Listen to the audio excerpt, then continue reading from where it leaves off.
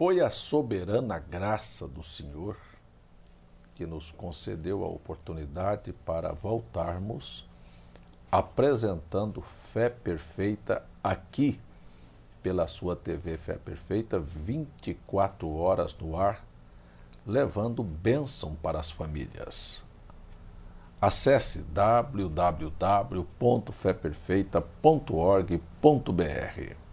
Eu quero, nesta programação, tomar uma escritura no capítulo 16 do Evangelho segundo escreveu Marcos, a partir do verso 14. Finalmente, apareceu aos 11, estando eles assentados à mesa, lançou-lhes em rosto a sua incredulidade e a dureza do coração, por não haverem crido nos que o tinham visto já ressuscitado. E disse-lhes: ide por todo o mundo, pregai o evangelho a toda criatura, quem crer e for batizado será salvo, mas quem não crer será condenado. Senhor Jesus Cristo vos abençoe, a todos que nos acompanham. E eu tenho uma série de perguntas aqui listadas e gostaria de começar a programação com uma pergunta muito simples, mas muitas pessoas devem se questionar qual seria o motivo para que uma pessoa pudesse receber o batismo e qual o sentimento que deve estar no coração de alguém que deseja se batizar. Muito bem, irmão João. Nós vamos pelo princípio. Se você tomar o Antigo Testamento, desde o livro de Gênesis até o livro de Malaquias, em nenhum momento existe nenhum relato batismal. Não havia nenhum relato batismal, nenhum profeta, nem Moisés, nem Jeremias, nem Isaías, nem Amós, nem Obadias, nenhum deles mencionou o fato da necessidade de ser batizado. Então, quando nós temos a junção do Novo Testamento ao Velho Testamento, do Velho Testamento ao Novo Testamento, quando isto está para se fundir, fazer uma junção, da sombra se encontrar com o real, aparece a figura do profeta João Batista. Imagine você que o aparecimento de João foi uma coisa drástica, porque, primeiro, sua maneira de vestir, seu hábito alimentar, sua maneira de pregar o Evangelho, a maneira que ele estava falando sobre as Escrituras e sobre Deus, era uma coisa que gritava com a tradição existente naqueles dias. Era conflitante. Aí, para acrescentar ainda mais este conflito, nós temos o fato de que ele aparece batizando. Veja, nenhum profeta do Antigo Testamento houvera feito aquilo. Aí ele aparece e traz consigo então esta fase nova, esta doutrina nova, este ensinamento novo, que é o fato do batismo.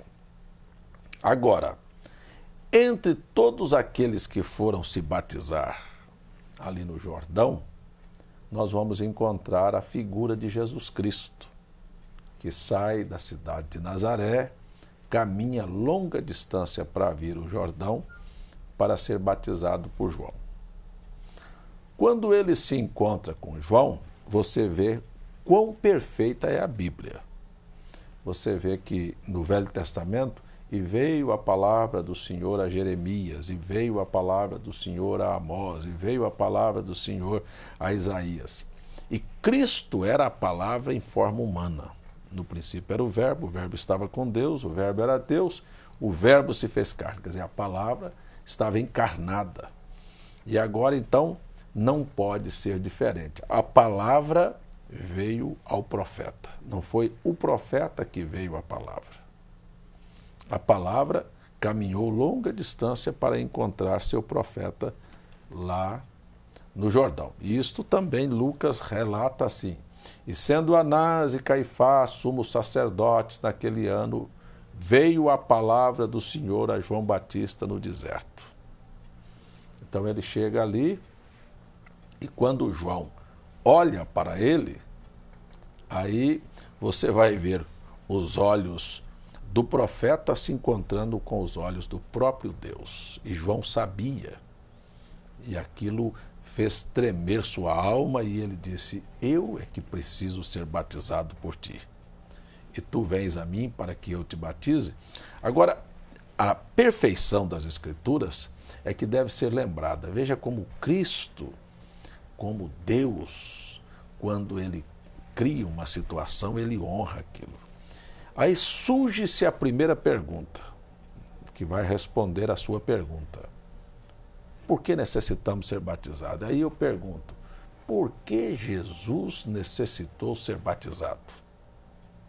Veja que o próprio Deus se submete àquilo que ele colocou como princípio.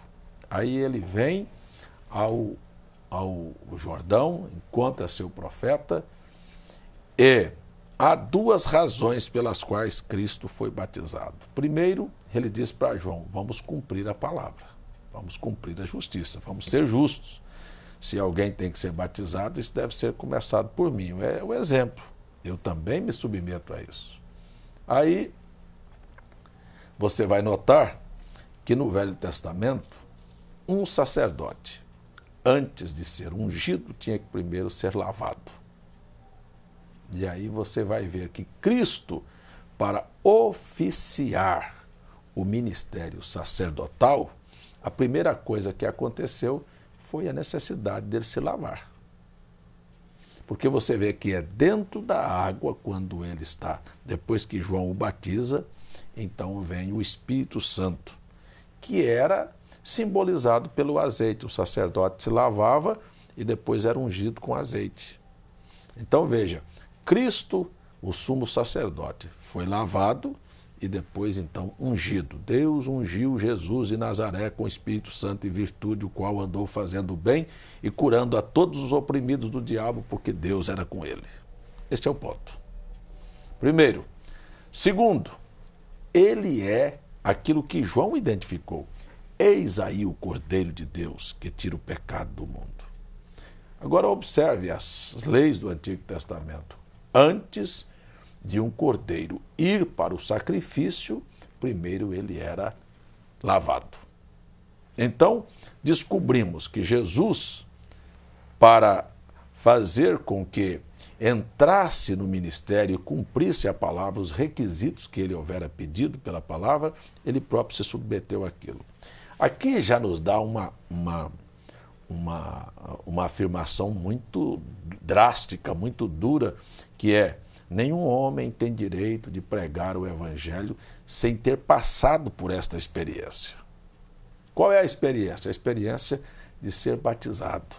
Mas vamos então começar aqui pelo princípio. Vejamos, não é só para o pregador, porque não era só Jesus, mas todo o povo tinha que ser batizado. Então vamos aqui pelo princípio. O que é batismo?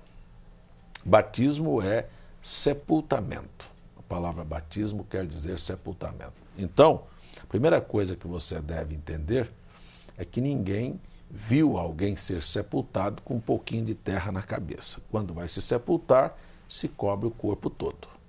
Então, quando você, em algum momento, presenciar um suposto batismo com um pouquinho de água na cabeça, você sabe que aquela pessoa não está sendo honesta com você, ela não está te sepultando.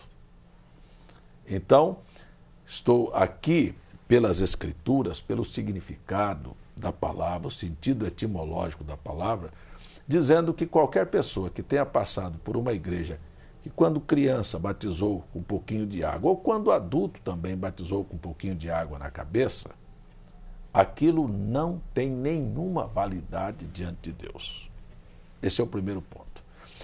O segundo maior problema está no fato de como praticar o batismo.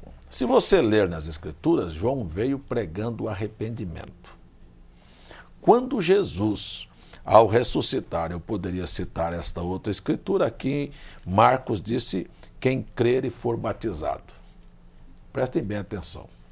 Há uma outra escritura que Jesus, antes de falar sobre batismo, ele disse, São Lucas 24, ele diz assim, que em seu nome se pregasse o arrependimento e a remissão dos pecados, começando por Jerusalém, Samaria até os confins da terra. São Lucas 24, você pode conferir na sua casa. Então, quando os apóstolos vão cumprir este mandamento de ir pregar, a primeira pregação que encontramos eles fazendo é em Jerusalém, no dia de Pentecostes. E quando Pedro se antecipa dos demais apóstolos e explica que o que estava acontecendo era o cumprimento da promessa de Joel, e eles não estavam embriagados, a primeira coisa que, depois que Pedro expôs o fato de quem era Cristo e como ele tinha sido morto e que a tradição o houvera feito com aquilo e Deus o houvera ressuscitado, e eles então perguntam, o que faremos, varões e irmãos? Ele disse, arrependei-vos. É a primeira coisa, é o primeiro passo. Arrepender de quê? Arrepender de seus pecados.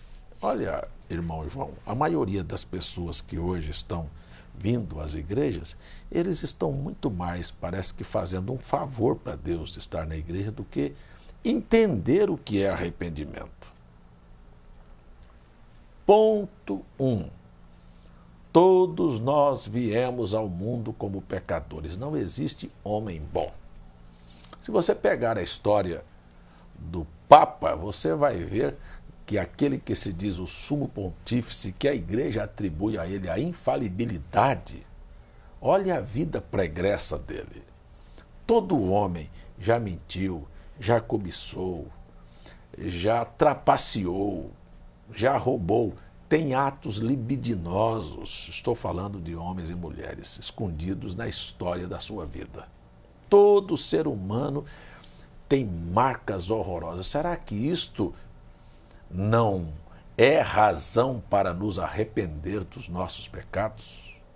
Será que isto não são estas coisas que nos conduzirão a uma eterna separação de Deus que chama-se... Foi a soberana graça do Senhor que nos concedeu a oportunidade para voltarmos apresentando Fé Perfeita aqui pela sua TV Fé Perfeita, 24 horas no ar, levando bênção para as famílias.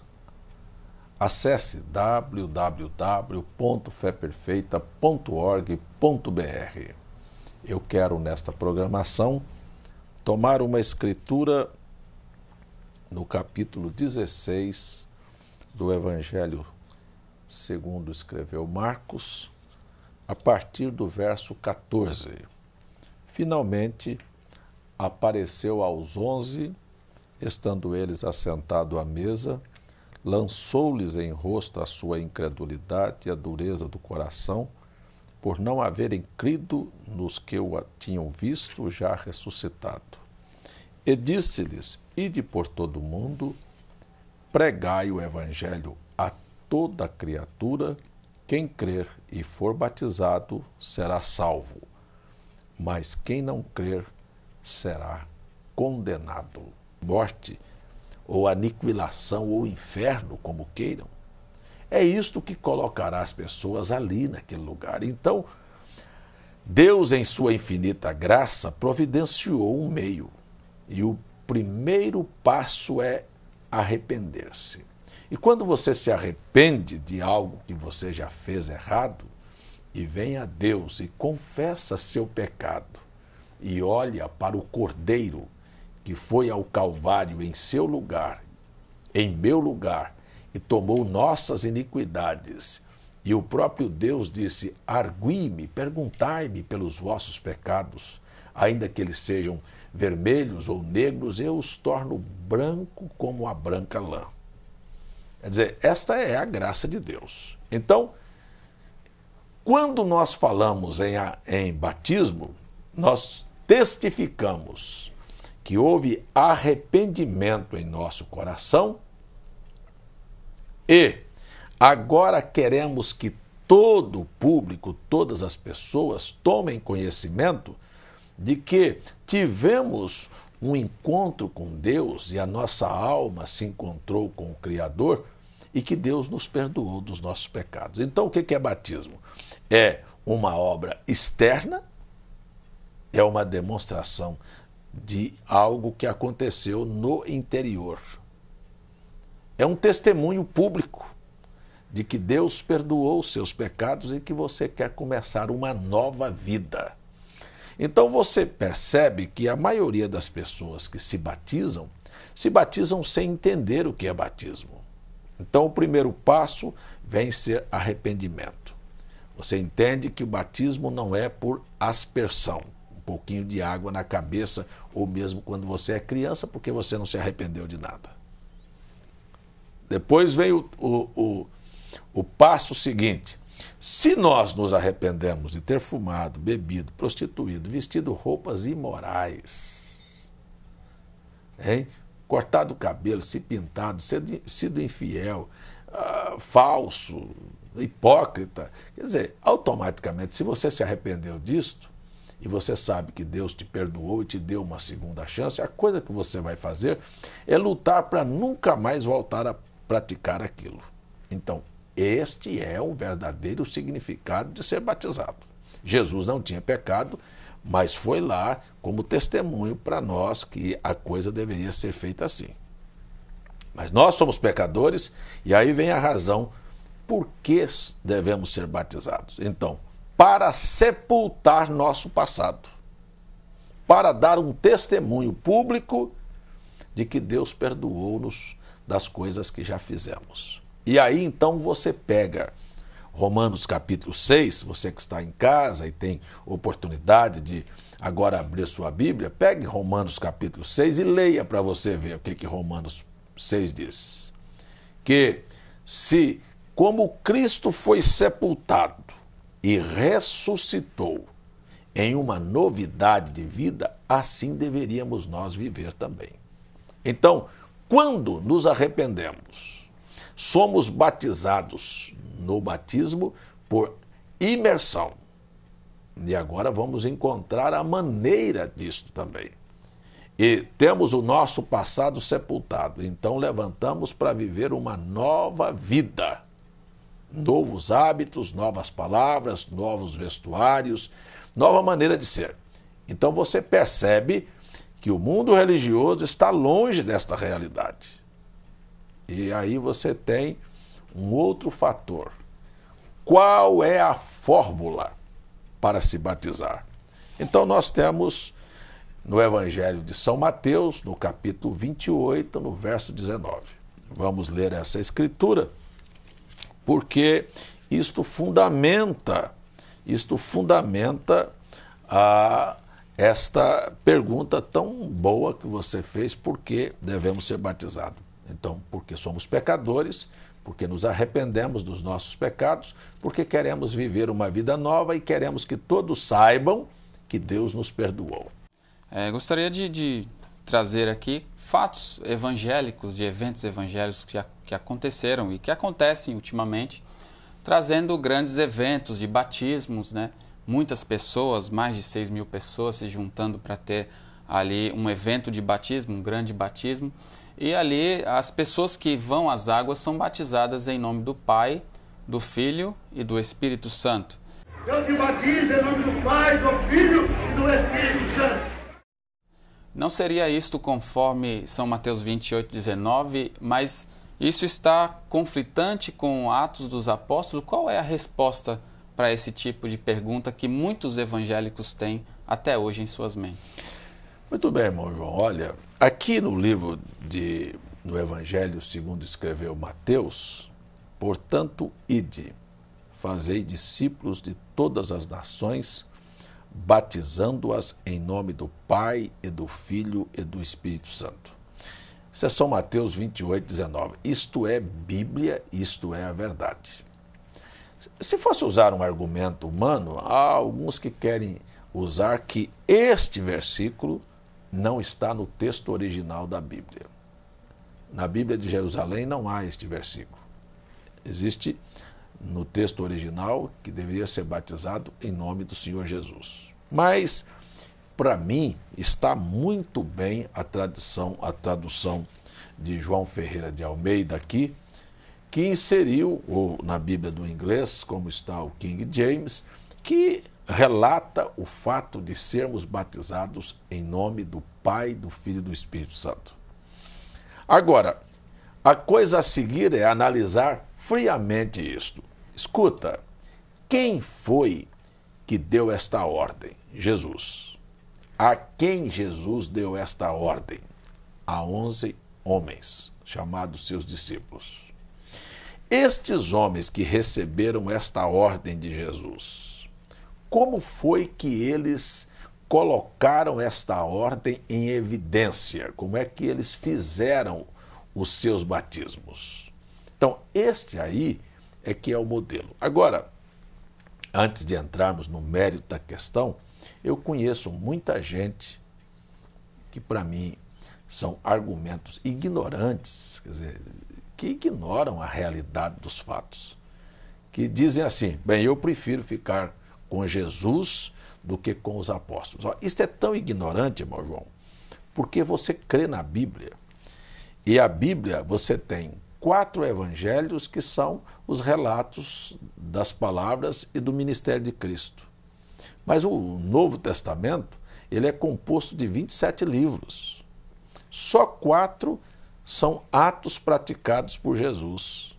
Os 23 foram realizados pela igreja, livro de Atos, e a colocação dos apóstolos de como viver isto aí. Então, falar que prefiro ficar com Jesus do que com os apóstolos é a mesma coisa de dizer: eu vou rasgar os outros 23 livros da Bíblia, vou jogar fora, porque eu não creio nos apóstolos.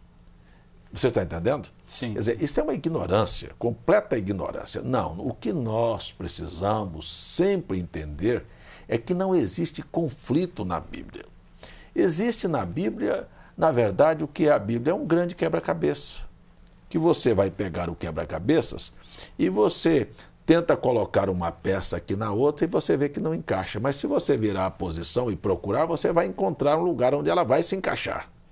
Então, Mateus 28, 19, não pode se conflitar com Atos 2,38, com Atos 8, 16, com Atos 10, 47, 48, com Atos 19, 5, com Atos 22, 16, com Romanos capítulo 6, com 1 Coríntios capítulo 1, verso 17. Quer dizer, não pode haver nenhum confronto nas Escrituras. Precisamos, então, encontrar onde São Mateus 28, 19 se encaixa com estas outras escrituras, que são os relatos batismais. Primeiro, aqui temos uma ordem, não um batismo. Aliás, você já viu, em outras oportunidades, eu até cheguei a oferecer no programa, disse: olha, eu vou dar um prêmio de 10 mil reais, de 20 mil reais, de 30 mil reais, para quem me mostrar um só batismo realizado pelos apóstolos, usando as palavras Pai, Filho e Espírito Santo. Você não encontra nenhum. Preste atenção que ele disse nome, não disse nomes. Disse nome no singular. Ele estava dizendo, e qualquer um dos meus telespectadores tem conhecimento de que Pai não é um nome. Filho não é um nome. Espírito Santo não é um nome. O Espírito Santo exprime que Deus é Espírito e é Santo.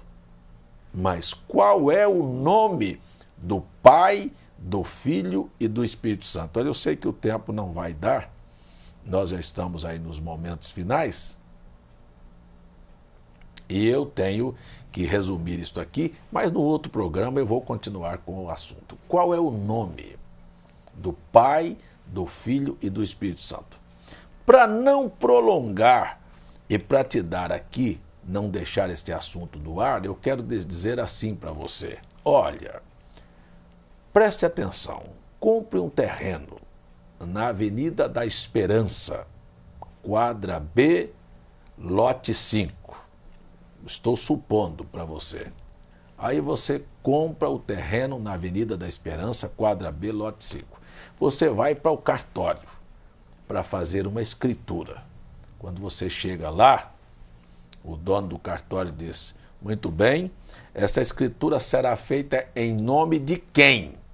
Nome. Aí você diz assim: bem, coloque no nome do meu pai e no nome do meu filho esse terreno. Ele vai perguntar: qual é o nome do teu pai e qual é o nome do teu filho? Porque se o escriturário ali fizesse escritura do terreno da Avenida da Esperança, lote B, quadra B, lote 5. Escriturado hoje em nome do pai e do filho. Essa escritura teria valor? Não tem nome. Então, a gente para aqui para responder a sua pergunta sobre estas manchetes de jornais e a quantidade de pessoas que estão sendo levadas nas águas, num batismo que, diante da Bíblia, não tem valor porque não tem nome mencionado. Tem palavras, ofícios, não é? Aqui tem os ofícios de Deus, Pai, Filho e Espírito Santo, são ofícios, são as manifestações que ele tomou para usar aqui. Mas qual é o nome que Jesus pediu para que as pessoas fossem batizados? Jesus não pediu para ir às águas e repetir as palavras Pai, Filho e Espírito Santo. Você está me entendendo? Sim, sim. Ele pediu para que fosse usado um nome. Precisa-se um nome, ou então esse batismo não tem valor. Então, o que eu quero terminar o programa dizendo é que eu acho um absurdo os líderes religiosos não terem a grandeza de parar para ver que, se eles continuarem mantendo a tradição que eles herdaram da Igreja Católica, que por sua vez sofreu uma divisão com Martim Lutero, e Martim Lutero trouxe para o protestantismo as doutrinas do catolicismo, e não voltarmos para as Escrituras, vamos chegar no final, irmão João, anulando esta ordem de Jesus. Não importa se você foi às águas, você entrou um pecador seco, saiu um pecador molhado, na melhor das suas boas intenções e na melhor das boas intenções do pastor que te levou lá. Mas diante de Deus, isso não vale nada. Agora você pode se ofender com isso, mas eu convido você para o próximo programa nós aprofundarmos este assunto. Vamos orar? E até o próximo programa, eu convido você para examinar os textos que eu citei e para dobrar seus joelhos na beirada da tua cama e perguntar: Deus, estou eu batizado? Isto é verdade? Ou diante da tua palavra não tem valor? Vamos orar e no próximo programa nós continuaremos com este assunto. Deus Pai, eu peço que o Senhor esclareça a mente das pessoas para que elas possam compreender as Escrituras. Assim oro em nome de Jesus Cristo. Amém.